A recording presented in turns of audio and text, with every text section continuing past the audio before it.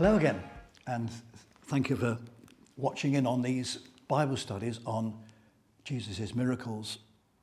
Recently, our pastor, Andy Lenton, told us when he was in a lecture, the lecturer asked the audience to come up with metaphors for the Bible. And he came up with a metaphor of an onion. And I thought that was brilliant. That's exactly what we're trying to do in these Bible studies. We're trying to look at the miracles of Jesus one by one and peel away the layers.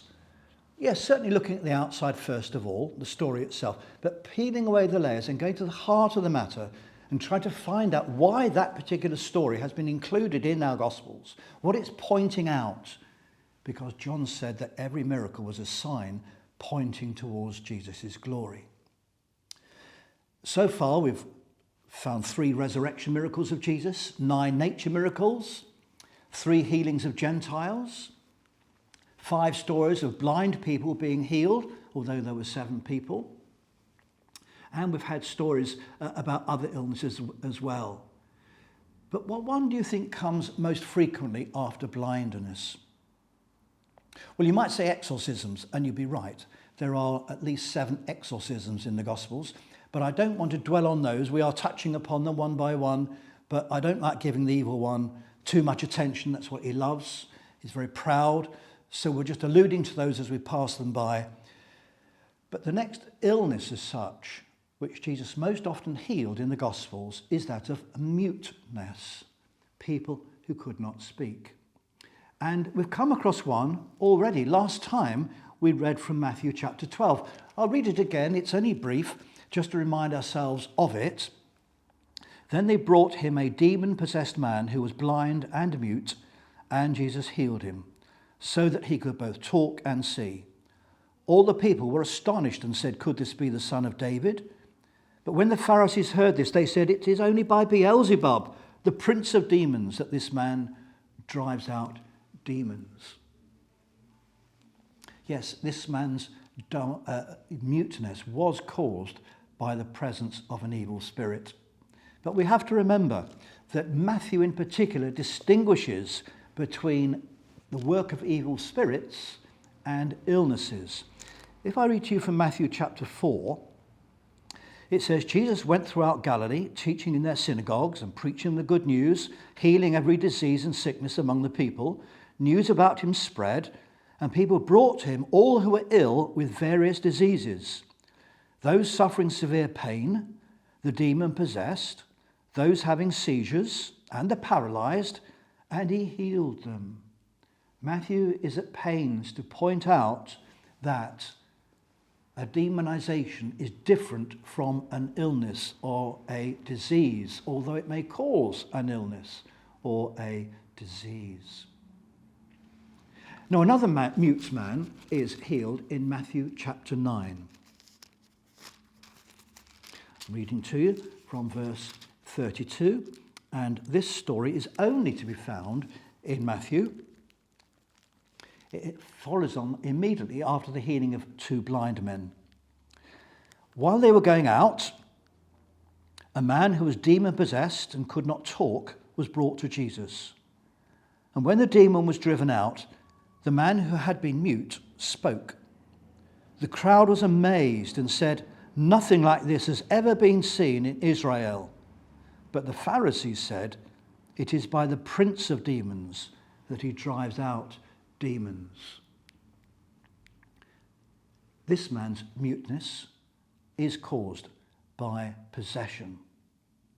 Now, when the New Testament speaks about being demon-possessed, it's always in the passive voice. It's something that happened to you. Do you remember at school when you were taught about the passive voice? So if I said I was punched on the nose, that is passive. I didn't do anything. We don't know who did it. We don't know why they did it. We don't know how I reacted. It's something that happened to me. If we say the child was bitten by the dog, we don't know how much damage was done. We don't know whether the child provoked the dog. It's something that happened to the child. Demonization is something that happened to people in those days and these days. We don't know what caused this demonization. We do not know whether this man had fallen into great sin or what had happened. and therefore we should not speculate. What we do know is he couldn't control his voice, but he had friends. He had good friends. He had good friends who had some faith in Jesus. They thought Jesus might be able to help. And Jesus did. He exorcised the man. Now the man could speak.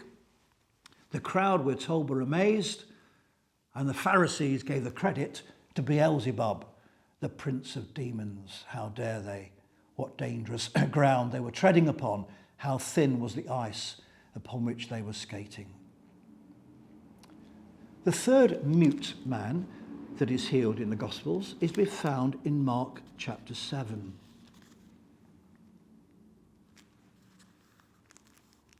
Then Jesus left the vicinity of Tyre and went through Sidon, down to the Sea of Galilee, and into the region of the Decapolis. There some people brought to him a man who was deaf and could hardly talk, and they begged him to place his hand on him. After he took him aside, away from the crowd, Jesus put his fingers into the man's ears. Then he spat and touched the man's tongue. He looked up to heaven and with a deep sigh said to him, "Ephphatha," which means be opened. At this the man's ears were opened, his tongue was loosened, and he began to speak plainly. Jesus commanded them not to tell anyone, but the more he did so, the more they kept talking about it. People were overwhelmed with amazement. "He has done everything well," they said. "He even makes the deaf hear and the mute speak." Jesus at this time is in Tyre and Sidon, in Phoenicia, what we would call Lebanon. It's the only time in his life, in his adult life, that Jesus went abroad. He went to Egypt, of course, when he was a young child, to escape the wrath of Herod, to save his own life, and Joseph and Mary. But in his adult life, Jesus only went abroad once, and he went to Lebanon. I think he was trying to get away from it all. I think he needed some downtime.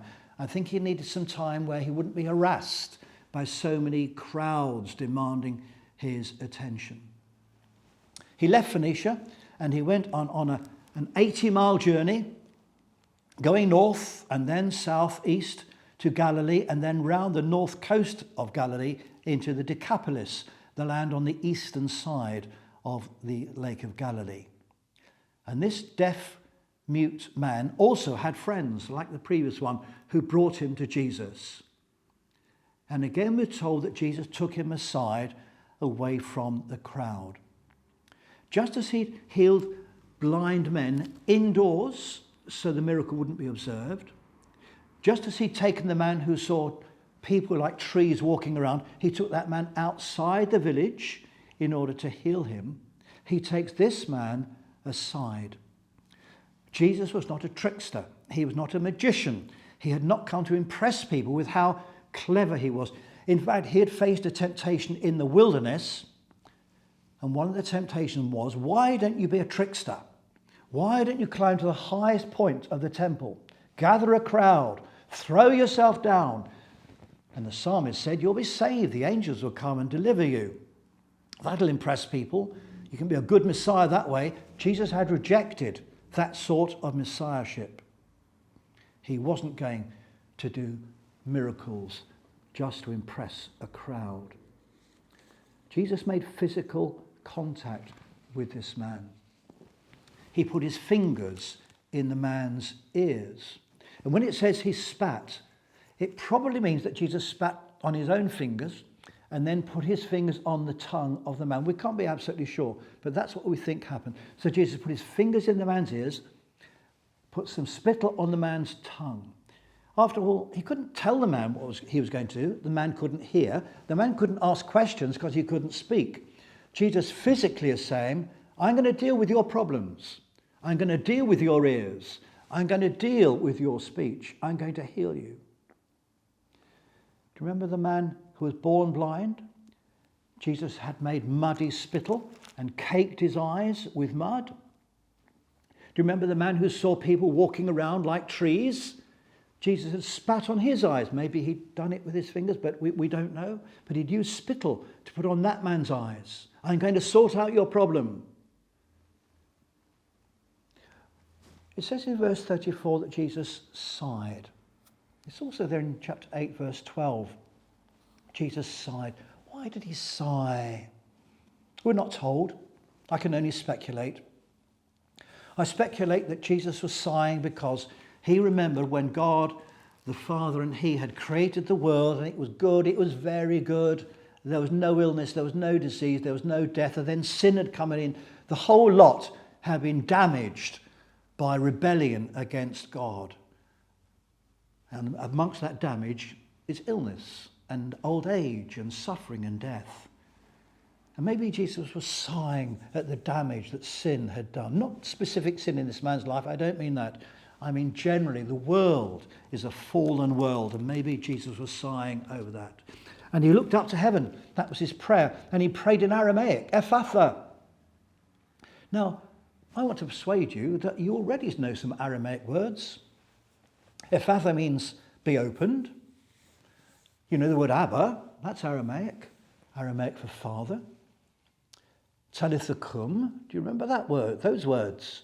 When Jesus raised Jairus' daughter from the dead, he said, Talitha kum, little girl, arise. Korban. Do you remember when Jesus was criticizing the Pharisees because they were getting all their wealth and they were declaring it to be korban? Oh, our money is given to God, so we don't have to use it to look after our old people. Korban, given to God. On the cross, Eli, Eli, lama sabachthani, my God, why have you forsaken me?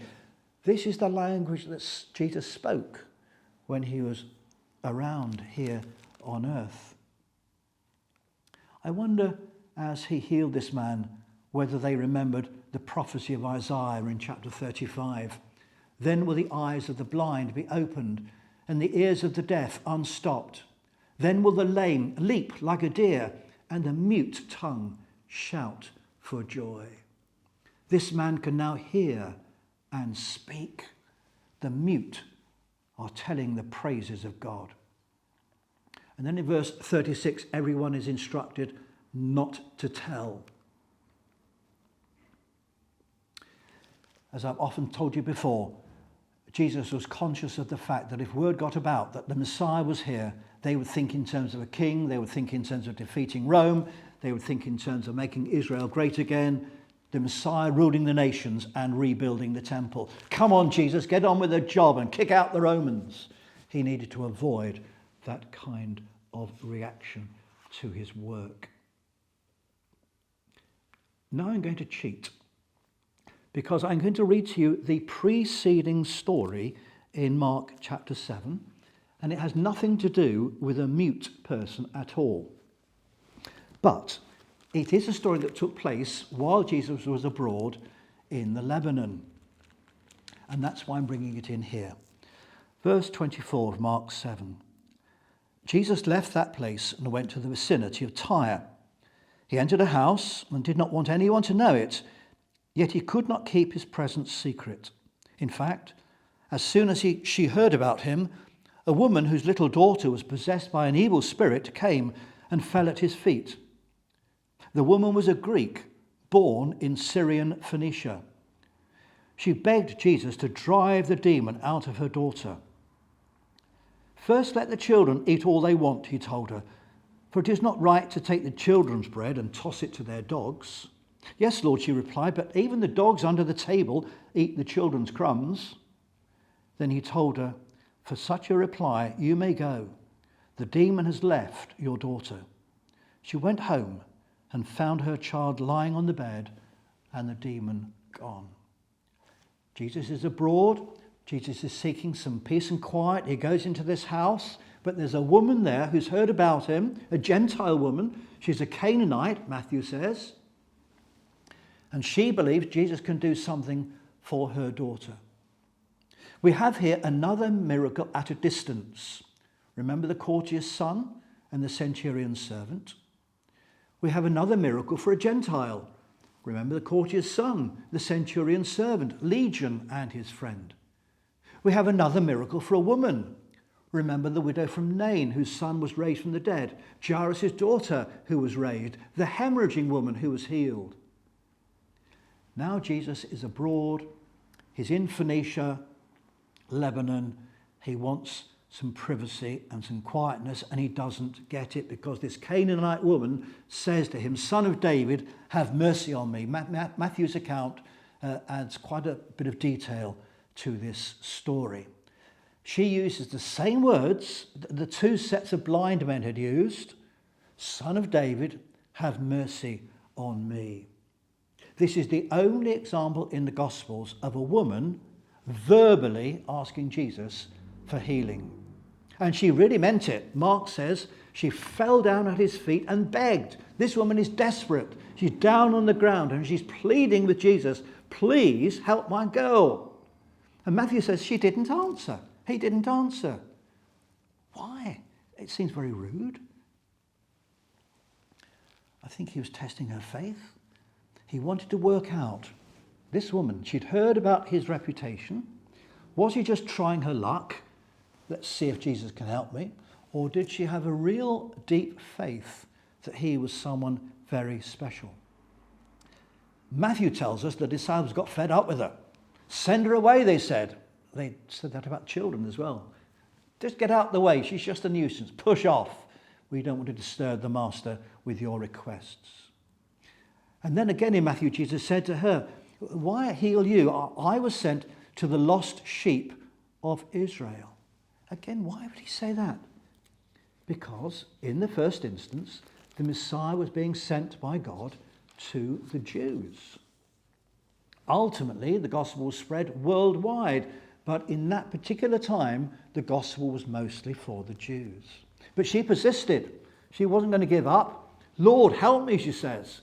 And then we have this lovely conversation about children, bread, crumbs, and dogs. Little dogs. These are pet dogs. These aren't pariah dogs that roam the streets. This is a domestic dog.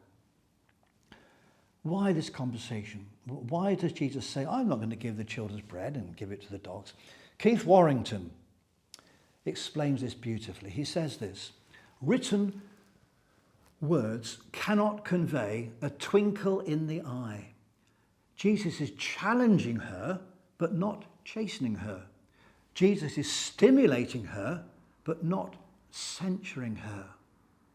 Jesus is pushing to make sure that she really has real faith in him."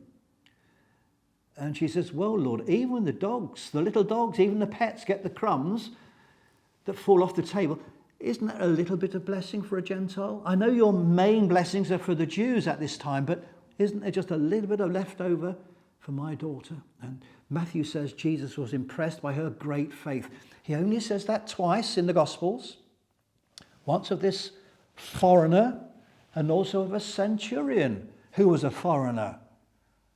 Ironical, isn't it? It wasn't the Jews who had the great faith. It was this woman from Lebanon and that Roman centurion. Jesus exorcised the girl. And when the woman got home, the girl was well. The miracle had been done and had been done at a distance. Well, forgive that diversion, that red herring. We're returning now to our subject of those who were mute. And I want to read from Mark chapter 9, verse 14. This follows upon the transfiguration of Jesus. Jesus, Peter, James and John had been in the mountain, and Jesus had been demonstrably shown to be God. The light and the glory shone in him, through him and out of him to these three disciples. Verse 14 of chapter 9 of Mark. When they came to the other disciples, they saw a large crowd around them and the teachers of the law arguing with them. As soon as all the people saw Jesus, they were overwhelmed with wonder and ran to greet him. "What are you arguing with them about?" he asked. A man in the crowd answered, "Teacher, I brought you my son who is possessed by a spirit that has robbed him of speech. Whenever it seizes him, it throws him to the ground. He foams at the mouth, gnashes his teeth and becomes rigid. I asked your disciples to drive out the spirit, but they could not." "O unbelieving generation," Jesus replied, "how long shall I put up with you? How long shall I stay with you? Bring the boy to me." So they brought him. When the spirit saw Jesus, it immediately threw the boy into a convulsion. He fell to the ground and rolled around, foaming at the mouth. Jesus asked the boy's father, "How long has he been like this?" "From childhood," he answered. It has often thrown him into fire or water to kill him. But if you can do anything, take pity on us and help us." "If you can," said Jesus. "Everything is possible for one who believes." Immediately the boy's father exclaimed, I do believe. Help me overcome my unbelief." When Jesus saw that a crowd was running to the scene, he rebuked the evil spirit. "You deaf and dumb spirit," he said, "I command you, come out of him and never enter him again." The spirit shrieked, convulsed him violently, and came out. The boy looked so much like a corpse that many said, "He's dead." But Jesus took him by the hand and lifted him to his feet, and he stood up. After Jesus had gone indoors, his disciples asked him privately, "Why couldn't we drive it out?" He replied, "This kind can come out only by prayer." This story is also to be found in Matthew and in Luke. This boy is deaf, he's mute, and he's possessed.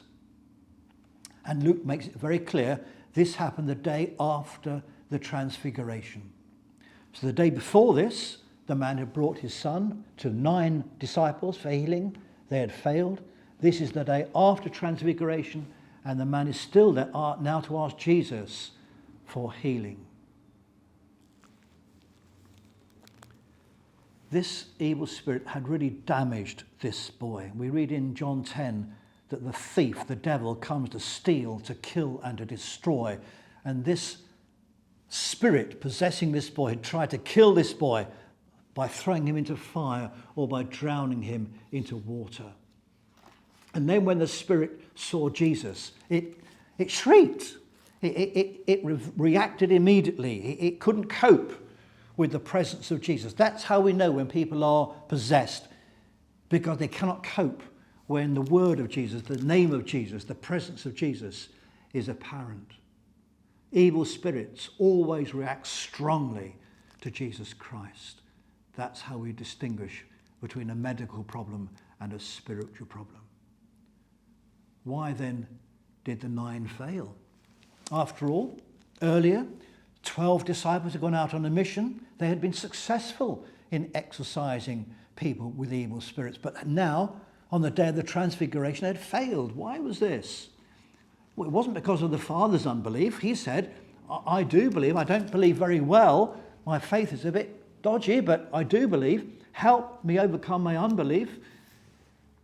We've all felt that way from time to time, haven't we? Jesus said this kind can come out only by prayer. Now, I'm sure the 9 had prayed for him the day before. So Jesus must be saying, you need to be living a life of prayer if you are going to exorcise evil spirits. You can't just do a quick prayer from a life which is empty of prayer. You have to be a prayerful person who daily is seeking the presence of God if you're going to be able to carry out an exorcism such as this. So to sum up, we've looked at the Canaanite woman's daughter who was exorcised at a distance. Jesus could do miracles without even going to see the person or enter their home. And then we've seen 4 stories where mute people were healed. A blind and a mute man who was demonized.